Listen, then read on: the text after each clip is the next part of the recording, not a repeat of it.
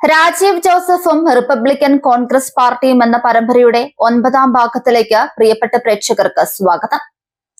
1985 all India cycle പര്യടനത്തിന് ശേഷം ലോക സൈക്കിൾ പര്യടനത്തിനായി രാജീവ് ജോസഫ് ഡൽഹിയിലെത്തിയത് 1987 ജൂലൈ മാസത്തിലാണ്. ഡൽഹിയിലെത്തിയ ദിവസം മുതൽ പ്രധാനമന്ത്രി രാജീവ് ഗാന്ധിയെ കാണുവാനുള്ള ശ്രമങ്ങൾ രാജീവ് ജോസഫ് ആരംഭിച്ചു. ഈ ദിവസങ്ങളിൽ 1.5 മാസത്തോളം രാജീവ് താമസിച്ചിരുന്നത് കണ്ണൂർ ചമതച്ചാൽ സ്വദേശിയും രാജീവിന്റെ അധ്യാപകനുമായിരുന്ന ബേബി കെ.എയുടെ കൂടെ സഫ്ദർജംഗ് എയർപോർട്ടിനടുത്തുള്ള കിദ്വായി നഗറിലായിരുന്നു. രാജീവ് ഗാന്ധിയെ കാണുവാനും ലോക സൈക്കിൾ യാത്രയുടെ കാര്യങ്ങൾ നടക്കാതെയും വന്നപ്പോൾ കിദ്വായി നഗറിൽ നിന്നും താമസം മാറി പിന്നീട് ന്യൂഡൽഹി റെയിൽവേ സ്റ്റേഷനിലും വിവിധ പാർക്കുകളിലുമായിരുന്നു രാജീവ് ജോസഫ് ജീവിതം കഴിച്ചുകൂട്ടിയത്. ഭക്ഷണം കഴിക്കാൻ മാർഗമില്ലാതെ മാസങ്ങളോളം കറങ്ങി നടന്നപ്പോൾ 3-4 ദിവസം കൂടുമ്പോൾ ന്യൂഡൽഹി റെയിൽവേ സ്റ്റേഷന് മുൻവശത്തുള്ള ജനതാ സൗത്ത് ഇന്ത്യൻ റെസ്റ്റോറന്റിലെത്തിയാണ് ഇടയ്ക്കൊക്കെ ഭക്ഷണം കഴിച്ചിരുന്നത്. പകൽ മുഴുവൻ മന്ത്രിമന്ദിരങ്ങളും പാർലമെന്റിലുമൊക്കെയായി കയറി ഇറങ്ങി നടന്നിരുന്ന രാജീവിന്റെ കയ്യിൽ പൈസ കുറവാണെന്ന് മനസ്സിലാക്കിയ ഹോട്ടൽ ജീവനക്കാരൻ ഓമനക്കുട്ടൻ രാജീവിന്റെ കയ്യിൽ നിന്നും ഒരിക്കലും പൈസ വാങ്ങിച്ചിരുന്നില്ല. അതുകൊണ്ടാണ് വിശപ്പ് പിടിച്ചു നിൽക്കാൻ പറ്റാതെ വരുമ്പോൾ ആഴ്ചയിൽ 1-2 പ്രാവശ്യം ജനതാ സൗത്ത് ഇന്ത്യൻ റെസ്റ്റോറന്റിൽ രാജീവ് എത്തിയിരുന്നത്. 1985 ഓൾ ഇന്ത്യ സൈക്കിൾ പര്യടനവുമായി ഡൽഹിയിലെത്തിയപ്പോൾ ഡൽഹിയിൽ വെച്ച് പരിചയപ്പെട്ട ആദ്യത്തെ മലയാളിയായിരുന്നു പത്തനംതിട്ട മലയാലപ്പുഴ സ്വദേശിയായ വി.ജി. ഓമനക്കുട്ടൻ. പ്രധാനമന്ത്രിക്കും മന്ത്രിമാർക്കും ലോക നേതാക്കൾക്കുമൊക്കെ മെമ്മോറാണ്ടങ്ങൾ ടൈപ്പ് ചെയ്യാനുള്ള പണം രാജീവ് കണ്ടെത്തിയിരുന്നത് ന്യൂഡൽഹി റെയിൽവേ സ്റ്റേഷനിൽ ഇടയ്ക്കൊക്കെ പോർട്ടറിന്റെ പണിയെടുത്തായിരുന്നു. രാത്രിയിൽ മാത്രമാണ് പോർട്ടറിന്റെ പണിയെടുത്തിരുന്നത്. അതിന് കാരണം പോലീസിന്റെ ശല്യമില്ലാതെ റെയിൽവേ സ്റ്റേഷനിൽ ഉറങ്ങാനുള്ള സൗകര്യം നോക്കിയായിരുന്നു. ഒരു ദിവസം രാത്രിയിൽ ഒരു മലയാളിയുടെ പെട്ടി ചുമന്ന് പ്ലാറ്റ്ഫോമിന് പുറത്തെത്തിയപ്പോൾ അദ്ദേഹത്തെ രാജീവ് പരിചയപ്പെട്ടു. മലയാള മനോരമയുടെയും ദി വീക്ക് മാഗസിന്റെയും ഡൽഹി ബ്യൂറോ ചീഫായിരുന്ന DVR ഷേണായി ആയിരുന്നു അത്. ന്യൂഡൽഹി റെയിൽവേ സ്റ്റേഷനിൽ ആദ്യമായാണ് ഒരു മലയാളി പോർട്ടറിനെ കാണുന്നതെന്ന് DVR ഷേണായി ചിരിച്ചുകൊണ്ട് പറഞ്ഞു. കൂലിക്ക് പുറമെ രാജീവിന് 50 രൂപയും അദ്ദേഹം കൊടുത്തു. എന്നാൽ തന്റെ സൈക്കിൾ യാത്രയുടെ കാര്യം DVR ഷേണായിയോട് രാജീവ് ജോസഫ് പറഞ്ഞിരുന്നില്ല. ഒരു വാർത്ത തന്നാൽ പത്രത്തിൽ കൊടുക്കാമോ എന്ന് രാജീവ് ജോസഫ് ചോദിച്ചു. വാർത്ത കൊണ്ടുവരൂ, മനോരമയുടെ ഫ്രണ്ട് പേജിൽ കൊടുക്കാമെന്ന് തമാശയെന്നോണം DVR ഷേണായി ചിരിച്ചുകൊണ്ട് പറഞ്ഞു. സ്ഥിരമായി റെയിൽവേ സ്റ്റേഷനിൽ ഉറങ്ങാൻ പോലീസുകാർ അനുവദിക്കാതിരുന്നതിനാൽ കൂടുതൽ നാൾ കിടന്നുറങ്ങിയത് സഫ്ദർജംഗ് എയർപോർട്ടിനടുത്തുള്ള പാർക്കിലായിരുന്നു. അതിന് കാരണം സഫ്ദർജംഗ് എയർപോർട്ടിന് തൊട്ടടുത്തുള്ള കിദ്വായി നഗറിൽ രാജീവ് നേരത്തെ താമസിച്ചിട്ടുള്ളതിൽ INA മാർക്കറ്റ്, സേവാനഗർ, ഗൗതം നഗർ എന്നിവിടങ്ങളിൽ താമസിച്ചിരുന്ന കുറച്ചു മലയാളികളെ രാജീവിന് പരിചയമുണ്ടായിരുന്നു. വിശപ്പ് സഹിക്കാൻ പറ്റാതെ വരുമ്പോൾ ഇടയ്ക്കൊക്കെ പരിചയക്കാരുടെ വീട്ടിൽ ചെന്നാൽ ഏറ്റവും ചുരുങ്ങിയത് ചായയെങ്കിലും കിട്ടുമായിരുന്നു. ഈ സമയത്തൊക്കെ രാജീവിന്റെ പെട്ടിയും സാധനങ്ങളും ഒക്കെ സൂക്ഷിച്ചിരുന്നത് കിദ്വായി നഗറിലെ പഴയ ഫ്ളാറ്റിലും ന്യൂഡൽഹി റെയിൽവേ സ്റ്റേഷനിലെ clock റൂമിലുമായിരുന്നു.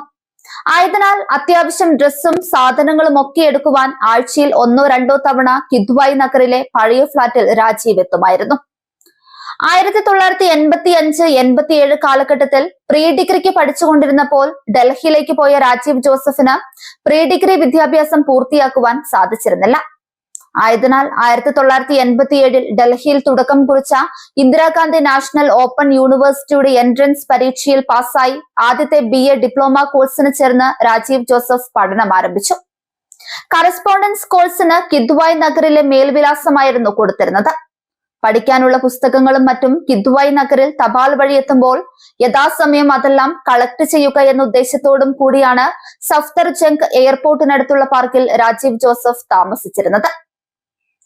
1980 July 23-ന് Sanjay Gandhi helicopter അപകടത്തിൽ മരിച്ചത് രാജീവ് ജോസഫ് കിടന്നുറങ്ങിയിരുന്ന പാർക്കിന് തൊട്ടടുത്തായിരുന്നു. അതുകൊണ്ട് സഞ്ജയ് ഗാന്ധിയുടെ ജീവിതവും മരണവും ഒക്കെ നിരവധി രാത്രികളിൽ രാജീവിന്റെ ഉറക്കം കെടുത്തിയ നാളുകളായിരുന്നു. അടിയന്തരാവസ്ഥ കാലത്ത് സഞ്ജയ് ഗാന്ധി നടത്തിയ ഗുണ്ടാ പ്രവർത്തനങ്ങളെ കുറിച്ചും കൊള്ളരുതായ്മകളെ കുറിച്ചുമൊക്കെ പല പുസ്തകങ്ങളിൽ നിന്നും പത്രങ്ങളിൽ നിന്നും രാജീവ് ജോസഫ് വായിച്ചറിഞ്ഞിട്ടുണ്ട്. എന്നാൽ സഞ്ജയ് ഗാന്ധിയെ കുറിച്ച് അതുവരെ കേൾക്കാത്ത പല കാര്യങ്ങളും രാജീവ് ജോസഫ് കേട്ടറിഞ്ഞത് സഞ്ജയ് ഗാന്ധിയുടെ അവസാന നിലവിളി മുഴങ്ങിയ മണ്ണിൽ വൈകുന്നേരങ്ങളിലും രാത്രികാലങ്ങളിലും രാജീവ് ചിലവഴിച്ചപ്പോഴാണ്. സഫ്ദർജംഗ് എയർപോർട്ടിനടുത്ത് താമസിച്ചിരുന്ന സഞ്ജയ് ഗാന്ധിയുടെ പഴയ സുഹൃത്തുക്കൾ എല്ലാ ദിവസവും വൈകുന്നേരങ്ങളിൽ പാർക്കിൽ വരാറുണ്ടായിരുന്നു. ഇവരിൽ നിന്നും രാജീവ് ജോസഫ് മനസ്സിലാക്കിയ സഞ്ജയ് ഗാന്ധിയുടെ കഥ ഇന്ത്യൻ രാഷ്ട്രീയത്തിലെ ചതികളുടെയും വഞ്ചനകളുടെയും കൊലപാതകങ്ങളുടെയും ഭീകര കഥകളായിരുന്നു. ഈ കഥകളിലെ വില്ലൻ കഥാപാത്രം സഞ്ജയ് ഗാന്ധി അല്ലെന്ന് ആദ്യം തന്നെ വ്യക്തമാക്കട്ടെ. കഴിഞ്ഞ 40 വർഷക്കാലം ഡൽഹിയിലെ രാഷ്ട്രീയ വൃത്തങ്ങളിൽ മാത്രം ജീവിച്ച രാജീവ് ജോസഫിന് രാജീവ് ഗാന്ധിയുടെയോ സോണിയാഗാന്ധിയുടെയോ രാഹുൽ ഗാന്ധിയുടെയോ പ്രിയങ്ക ഗാന്ധിയുടെയോ പഴയകാല സുഹൃത്തുക്കളെ പരിചയപ്പെടുവാനോ കാണുവാനോ സാധിച്ചിട്ടില്ല. എന്നാൽ സഞ്ജയ് ഗാന്ധിയുടെ 100 കണക്കിന് സുഹൃത്തുക്കളെ കാണുവാനും പരിചയപ്പെടാനും രാജീവ് ജോസഫിന് സാധിച്ചിട്ടുണ്ട്. ഇവരിൽ പലരും സഞ്ജയ് ഗാന്ധിയുടെ മരണത്തിന് ശേഷം രാജീവ് ഗാന്ധിയുടെ സുഹൃത്തുക്കളായിട്ടുണ്ട്. എന്നാൽ സഞ്ജയ് ഗാന്ധിയുടെ സുഹൃത്തുക്കളിൽ ചുരുക്കം പേർ മാത്രമേ ഇപ്പോൾ കോൺഗ്രസ് പാർട്ടിയിലുള്ളൂ എന്നതാണ് യാഥാർത്ഥ്യം. സഞ്ജയ് ഗാന്ധിയുടെ ബഹുഭൂരിപക്ഷം സുഹൃത്തുക്കളും BJPയിലും സമാജ്വാദി പാർട്ടിയിലും മറ്റു പല പാർട്ടികളിലുമാണ് പ്രവർത്തിക്കുന്നത്.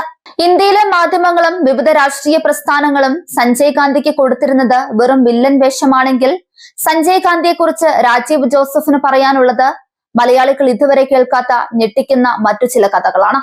അതേക്കുറിച്ചൊക്കെ അടുത്ത എപ്പിസോഡുകളിൽ പറയാം. മാസങ്ങളോളം പട്ടിണിയും പരിവട്ടവുമായി പാർക്കുകളിലും റെയിൽവേ സ്റ്റേഷനിലും അന്തിയുറങ്ങി പ്രധാനമന്ത്രി രാജീവ് ഗാന്ധിയെ കാണുവാൻ വേണ്ടി രാജീവ് ജോസഫ് നടത്തിയ സമാനതകളില്ലാത്ത പോരാട്ടങ്ങൾ വെറുതെയായില്ല. രാജീവ് ഗാന്ധിയെ കാണാനുള്ള അപ്പോയിന്റ്മെന്റ് റെഡിയാക്കി തരാമെന്ന് അക്കാലത്തെ AICC ജനറൽ സെക്രട്ടറിയായിരുന്ന AK ആന്റണി 1987 സെപ്റ്റംബർ 4 രാജീവ് ജോസഫിന് ഉറപ്പ് കൊടുത്തതോടെ ഒറ്റ രാത്രി കൊണ്ട് രാജീവിന്റെ ജീവിതം മാറിമറിയുകയായിരുന്നു. AICC സെക്രട്ടറിയും രാജീവ് ഗാന്ധിയുടെ വിശ്വസ്തനുമായിരുന്ന K വാസുദേവ പണിക്കരെ AK ആന്റണി ഫോൺ വിളിക്കുകയും രാജീവ് ജോസഫിനെ സഹായിക്കണമെന്ന് അഭ്യർത്ഥിക്കുകയും ചെയ്തു. പിറ്റേന്ന് രാവിലെ തന്നെ വാസുദേവ പണിക്കരുടെ വീട്ടിൽ പോയി രാജീവ് അദ്ദേഹത്തെ കണ്ടു. 2 മണിക്കൂറിനുള്ളിൽ രാജീവ് ഗാന്ധിയുടെ വസതിയിലെത്തുവാൻ പണിക്കർ രാജീവ് ജോസഫിനോട് പറഞ്ഞു. അങ്ങനെ 1987 സെപ്റ്റംബർ 5 പ്രധാനമന്ത്രി രാജീവ് ഗാന്ധിയെ രാജീവ് ജോസഫ് നേരിൽ കണ്ടു. ഇപ്പോഴത്തെ KPCC പ്രസിഡന്റും വൈദ്യുതി വകുപ്പ് മന്ത്രിയുമായ അഡ്വക്കേറ്റ് സണ്ണി ജോസഫ് 1986 പരിഭാഷപ്പെടുത്തിയ മെമ്മോറാണ്ടം രാജീവ് ഗാന്ധിക്ക് രാജീവ് ജോസഫ് കൊടുത്തു. K വാസുദേവ പണിക്കരും രാജീവിനോടൊപ്പം ഉണ്ടായിരുന്നു. മെമ്മോറാണ്ടം രാജീവ് ഗാന്ധി ഓടിച്ചു വായിച്ചു. LTT ഈ വിഷയം എഴുതിയിരിക്കുന്ന ഭാഗം എത്തിയപ്പോൾ അദ്ദേഹം രാജീവ് ജോസഫിനെ നോക്കി പറഞ്ഞു, യുദ്ധങ്ങൾ ഒഴിവാക്കണമെന്നാണ് എന്റെയും നിലപാട്. എന്നാൽ സമാധാനം സ്ഥാപിക്കണമെങ്കിൽ ചിലപ്പോൾ യുദ്ധം ചെയ്യേണ്ടി വരും. എങ്കിലും യുദ്ധങ്ങൾക്കെതിരെ നമ്മൾ നിലകൊള്ളണം. എന്തായാലും താങ്കളുടെ ലോക സൈക്കിൾ പര്യടനത്തിന് ആശംസകൾ എന്ന് പറഞ്ഞുകൊണ്ട് രാജീവ് ജോസഫിന് ആവശ്യമുള്ള എല്ലാ കാര്യങ്ങളും ചെയ്തു കൊടുക്കാൻ പ്രധാനമന്ത്രിയുടെ പ്രിൻസിപ്പൽ സെക്രട്ടറിയായിരുന്ന ക്യാപ്റ്റൻ സതീഷ് ശർമ്മയോടും പ്രധാനമന്ത്രിയുടെ വസതിയിൽ അപ്പോൾ ഉണ്ടായിരുന്ന വിദേശകാര്യമന്ത്രി എഡ്വേർഡ് ഫിലേറിയയോടും സിവിൽ ഏവിയേഷൻ മന്ത്രിയായിരുന്ന ജഗദീഷ് ടൈറ്റിലറിനോടും അപ്പോൾ തന്നെ രാജീവ് ഗാന്ധി പറഞ്ഞു. രാജീവ് ജോസഫിന്റെ ലോക സൈക്കിൾ യാത്രയ്ക്ക് പ്രധാനമന്ത്രി പിന്തുണ പ്രഖ്യാപിച്ചതോടെ ഡൽഹിയിലെ lions club of Delhi Kanishka ലോക സൈക്കിൾ യാത്രയുടെ പ്രധാന സ്പോൺസറായി മാറി. കൂടാതെ rotary club, national council of YMCA, Don Bosco technical institute, കോൺഗ്രസിന്റെ വിദ്യാർത്ഥി സംഘടനയായ NSUI ദേശീയ കമ്മിറ്റി, CPMന്റെ വിദ്യാർത്ഥി സംഘടനയായ SFIയുടെ ദേശീയ കമ്മിറ്റി എന്നിവരൊക്കെ രാജീവ് ജോസഫിന് പിന്തുണ പ്രഖ്യാപിച്ചു. ഇപ്പോഴത്തെ കേരള മുഖ്യമന്ത്രി സഖാവ് EK നായനാർ ഇടപെട്ടതിനെ തുടർന്ന് കേരള ഹൌസിലെ ഒരു പാചകക്കാരനൊപ്പം കേരള ഹൌസ് കോമ്പൗണ്ടിലെ ചെറിയൊരു ഷെഡിൽ താമസിക്കുവാനുള്ള സൗകര്യവും രാജീവിന് ഒരുങ്ങി. രാജീവിനെ സംബന്ധിച്ചിടത്തോളം അതൊരു വലിയ അനുഗ്രഹമായിരുന്നു. പാർക്കിലെയും റെയിൽവേ സ്റ്റേഷനിലെയും താമസം പട്ടിണിയിലായിരുന്നെങ്കിലും രാജീവിന്റെ പട്ടിണി ചരിത്രമൊന്നും നാട്ടുകാർ അറിഞ്ഞിരുന്നില്ല. എന്നാൽ കേരള ഹൌസിൽ സ്ഥിരതാമസമായതോടെ രാജീവിന്റെ പട്ടിണി കഥകൾ കേരള ഹൌസിൽ പാട്ടായി. പട്ടിണിയാണെങ്കിലും എല്ലാ ദിവസവും കുളിക്കാനും നനയ്ക്കാനും സൗകര്യം കിട്ടിയതിലുള്ള ആശ്വാസത്തിലായിരുന്നു രാജീവ് ജോസഫ്. ഈ സൗകര്യങ്ങളൊന്നുമില്ലാതെ മാസങ്ങളോളം ജീവിച്ച മനുഷ്യർക്ക് മാത്രമേ രാജീവ് ജോസഫ് അനുഭവിച്ച ത്യാഗങ്ങളുടെയും ദുരിതങ്ങളുടെയും വ്യാപ്തിയും ആഴവും മനസ്സിലാക്കുവാൻ സാധിക്കുകയുള്ളൂ. വലിയൊരു മഴയത്ത് രാജീവ് താമസിച്ചിരുന്ന ഷെഡ് പൊളിഞ്ഞു വീണപ്പോൾ കേരള ഹൌസിലെ പഴയ ടെലിഫോൺ എക്സ്ചേഞ്ചിൽ ഇരുന്നുറങ്ങാനുള്ള സൗകര്യം ടെലിഫോൺ എക്സ്ചേഞ്ചിൽ വിവിധ ഷിഫ്റ്റുകളിൽ ജോലി ചെയ്തിരുന്ന ചന്ദ്രകുമാർ, ഉമ്മൻ പണിക്കർ, ലാൽ സുബ്രഹ്മണ്യൻ എന്നിവർ ചെയ്തു കൊടുത്തു. 3 പേർക്ക് നിന്ന് തിരിയാനുള്ള സ്ഥലം ടെലിഫോൺ എക്സ്ചേഞ്ചിൽ ഇല്ലായിരുന്നു. അതുകൊണ്ട് മാസങ്ങളോളം ഇരുന്നാണ് രാജീവ് ഉറങ്ങിയത്. ഇരുന്നുറങ്ങി മടുക്കുന്ന ദിവസങ്ങളിൽ നിവർന്നു കിടക്കാൻ വേണ്ടി കേരള ഹൌസിലെ കൂറ്റൻ AC പ്ലാന്റിൽ പോയി കിടക്കും. എന്നാൽ AC പ്ലാന്റിലെ കാതടപ്പിക്കുന്ന ശബ്ദം മൂലം അവിടെ ഉറങ്ങാൻ കഴിയുമായിരുന്നില്ല. ഡൽഹിയിലെ പട്ടിണി ജീവിതം രാജീവ് ജോസഫ് വീട്ടിൽ അറിയിച്ചിരുന്നില്ല. എന്നാൽ നാട്ടിൽ നിന്നും ഡൽഹിക്ക് വരുന്നവരുടെ കയ്യിൽ അവലോസ് പൊടിയും അരിയുണ്ടയും കൊടുത്തുവിടണമെന്ന് പറഞ്ഞ് രാജീവ് വീട്ടിലേക്ക് കത്തെഴുതി. 2 ആഴ്ച കഴിഞ്ഞപ്പോൾ ആദ്യ അവലോസ് പെട്ടി ഡൽഹിയിലെത്തി. അവലോസ് പൊടിയും അരിയുണ്ടയും തീരാറാകുമ്പോൾ അടുത്ത പെട്ടി കൊടുത്തുവിടാൻ പറഞ്ഞ് വീണ്ടും വീട്ടിലേക്ക് കത്തെഴുതും. 1987 സെപ്റ്റംബർ, ഒക്ടോബർ, നവംബർ മാസങ്ങളിൽ രാജീവ് ജോസഫ് ജീവിച്ചത് അവലോസ് പൊടിയും അരിയുണ്ടയും തിന്നിട്ടാണ്. ഇക്കാര്യം കേരള ഹൗസിലെ പല ജോലിക്കാർക്കും അറിയാം. ഉറങ്ങാൻ വേണ്ടി കേരള ഹൗസിലെ ടെലിഫോൺ എക്സ്ചേഞ്ചിലും AC പ്ലാന്റിലുമാണ് രാജീവ് പോരാട്ടം നടത്തിയിരുന്നതെങ്കിൽ പകൽ മുഴുവൻ രാജീവ് ജോസഫ് കണ്ടിരുന്നത് ഇന്ത്യൻ പ്രധാനമന്ത്രിയെയും ഇന്ത്യൻ പ്രസിഡന്റിനെയും കേന്ദ്രമന്ത്രിമാരെയും ഒക്കെയായിരുന്നു.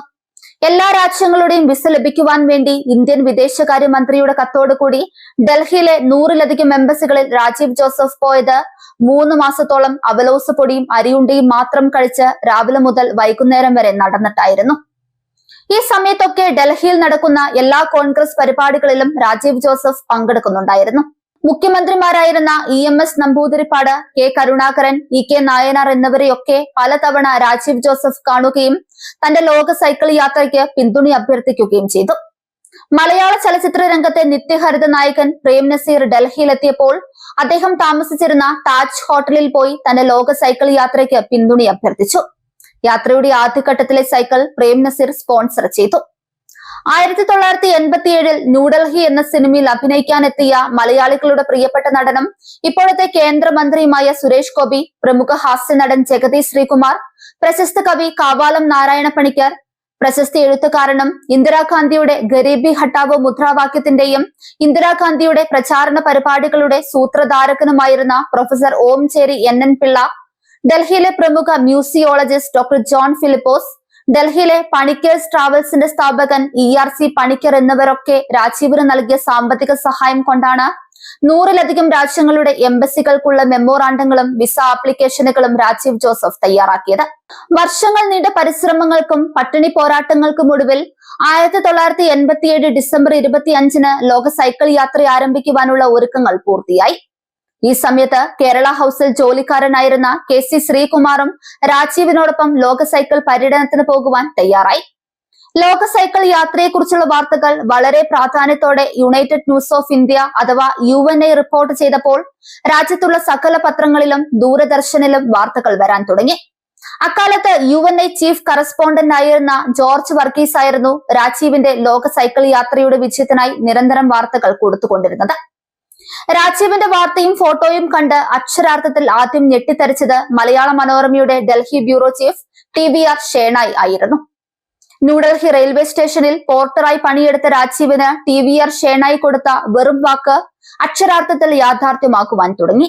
മലയാള മനോരമയിൽ രാജീവിന്റെ വാർത്തകൾ വളരെയധികം പ്രാധാന്യത്തോടെ നിരന്തരം റിപ്പോർട്ട് ചെയ്യപ്പെട്ടു. ഇതിനിടയിൽ തിരുവനന്തപുരം മുതൽ കണ്ണൂർ വരെ രാജീവ് ജോസഫിന് സ്വീകരണ പരിപാടികളും യാത്രയയപ്പ് സമ്മേളനങ്ങളും അരങ്ങേറി.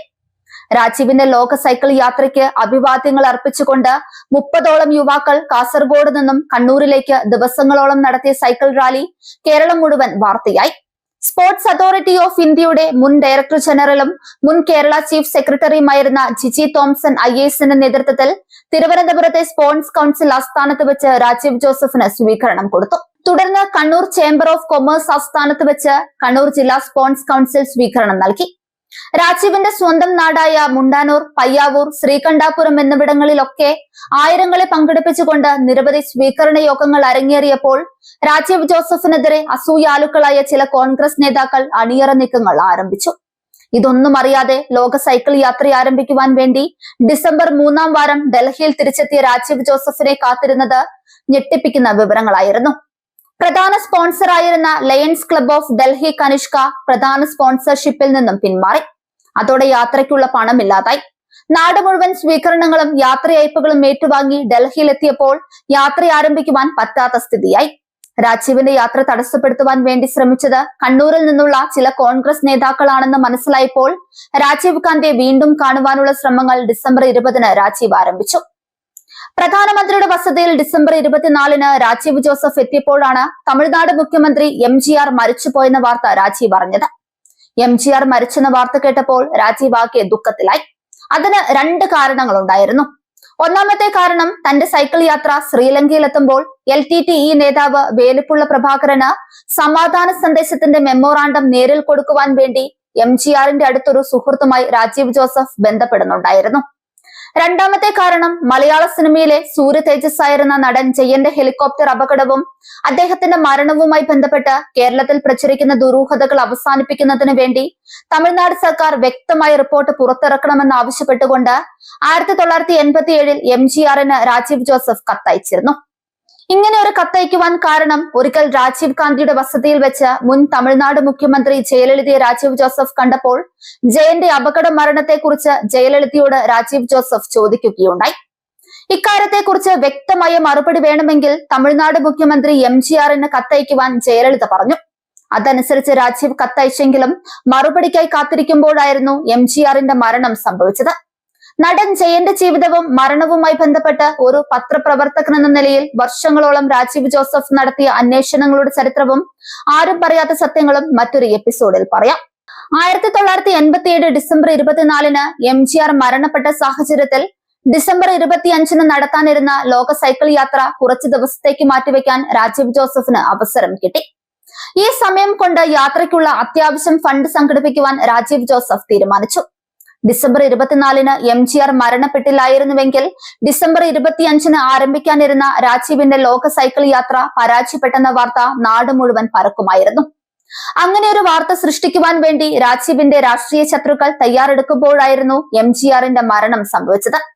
പിന്നീടുള്ള 5 ദിവസക്കാലം ഡൽഹിയിൽ രാജീവ് ജോസഫ് നടത്തിയത് സമാനതകളില്ലാത്ത പോരാട്ടമായിരുന്നു. ശത്രുക്കളുടെ സകല കുതന്ത്രങ്ങളെയും പൊളിച്ചടുക്കി ഒരു ഫീനിക്സ് പക്ഷിയെ പോലെ പറന്നുയരുന്ന രാജീവ് ജോസഫിനെയാണ് പിന്നീട് എല്ലാവരും കണ്ടത്. അപ്പോഴത്തെ DYFI അഖിലേന്ത്യാ പ്രസിഡന്റും ഇപ്പോഴത്തെ CPIM അഖിലേന്ത്യാ ജനറൽ സെക്രട്ടറിയുമായ MA ബേബി രാജീവിന്റെ ലോക സൈക്കിൾ യാത്ര ആരംഭിക്കുവാനുള്ള അവസാനഘട്ട സഹായങ്ങൾ ചെയ്തു കൊടുത്തു. സകല ശത്രുക്കളെയും ഞെട്ടിച്ചുകൊണ്ട് 1988 ജനുവരി 1-ന് മുൻ രാഷ്ട്രപതി ഡോക്ടർ ശങ്കർ ദയാൽ ശർമ്മ രാജീവ് ജോസഫിന്റെ ലോക സൈക്കിൾ യാത്ര ഉദ്ഘാടനം ചെയ്തു. രാജീവ് ജോസഫും KC ശ്രീകുമാറും നേപ്പാളിന്റെ തലസ്ഥാനമായ കാഠ്മണ്ഡുവിലേക്ക് പുറപ്പെട്ടു. റെയിൽവേ പോർട്ടറായിരുന്ന രാജീവ് ജോസഫിന് TVR ഷേണായി കൊടുത്ത വെറും വാക്ക് അക്ഷരാർത്ഥത്തിൽ യാഥാർത്ഥ്യമായി. രാജീവ് ജോസഫിന്റെ ലോക സൈക്കിൾ യാത്ര മുൻ രാഷ്ട്രപതി ഡോക്ടർ ശങ്കർ ദയാൽ ശർമ്മ ഉദ്ഘാടനം ചെയ്യുന്ന ചിത്രം മലയാള മനോരമയുടെ 1-ാമത്തെ പേജിൽ പ്രസിദ്ധീകരിച്ചു. മറ്റൊരു ചിത്രവും 1-ാമത്തെ പേജിൽ ഉണ്ടായിരുന്നില്ല. അതിന്റെ കാരണം അടുത്ത എപ്പിസോഡുകളിൽ പറയാം. പ്രേക്ഷകരുടെ അഭിപ്രായങ്ങളും നിർദ്ദേശങ്ങളും ദയവായി കമന്റ് ബോക്സിൽ എഴുതുക. റിപ്പബ്ലിക്കൻ ന്യൂസ് സബ്സ്ക്രൈബ് ചെയ്യാത്തവർ ദയവായി ഇപ്പോൾ തന്നെ സബ്സ്ക്രൈബ് ചെയ്യുക. അതോടൊപ്പം ഈ വീഡിയോ ഷെയർ ചെയ്ത് ഞങ്ങളെ പിന്തുണയ്ക്കുക. നന്ദി, നമസ്കാരം.